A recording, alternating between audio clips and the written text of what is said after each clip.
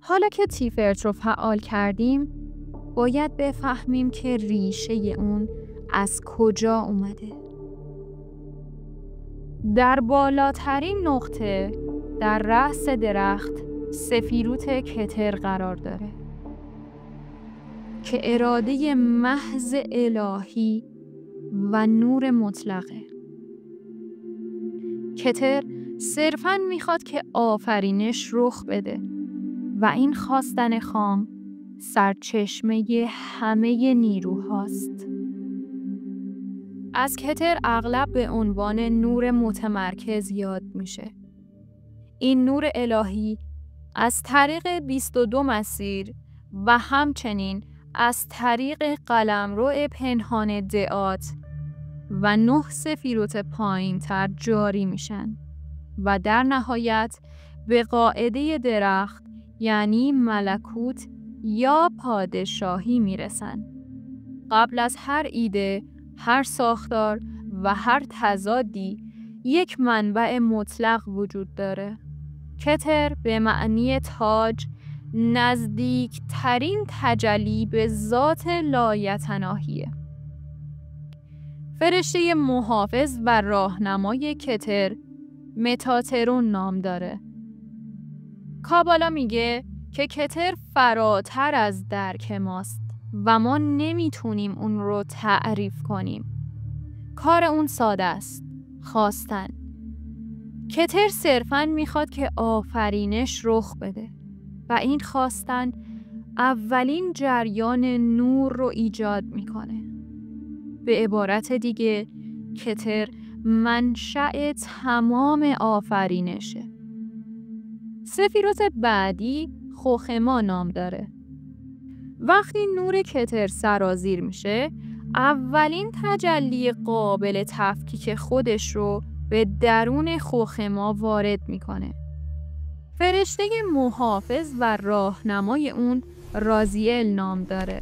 خوخما همان ایده خام، پتانسیل بیشکل و حکمت مطلق در حقیقت دقیق تر به عنوان دانش ناب تعبیر میشه.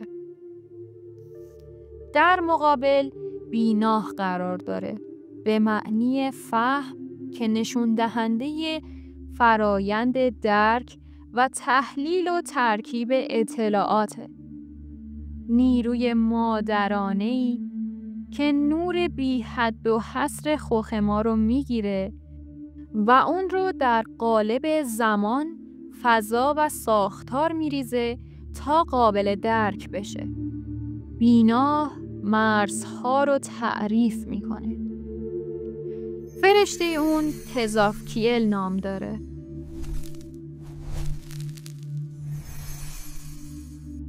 دو سفیروت خوخما و بیناه دوگانگی بنیادی آفرینش رو تجسم میبخشن.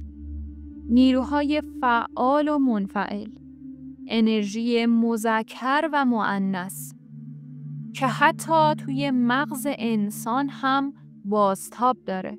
یعنی خوخما با نیمکره راست جنبه مردانه و بیناه با نیمکره چپ جنبه زنانه مطابقت داره.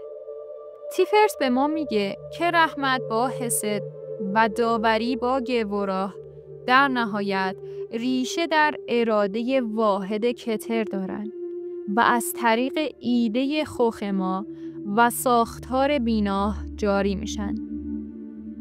حالا که قلب متعادله، ما آماده ایم که این نیت رو به عمل تبدیل کنیم.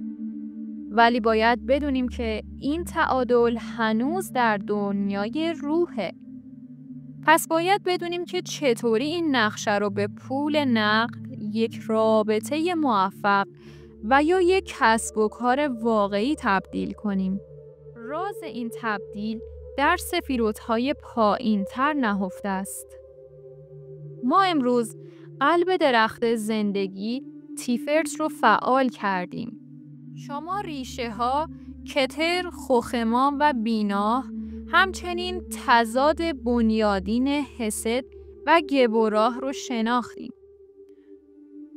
اما یک حقیقت تلخ وجود داره. تمام این آگاهی هنوز یک پتانسیل روحانیه. تمام زیبایی، عدالت و حکمتی که درونتون جمع کردین، اگه نتونید تو دنیای مادی، پول، خونه، روابط فیزیکی رو تغییر بدید، صرفاً یک رویای زیبا باقی میمونه. در قسمت بعد، راز تبدیل آگاهی به واقعیت فیزیکی رو با آخرین سفیرودها کشف خواهیم کرد. یادتون باشه هرگز این قسمت رو از دست ندین.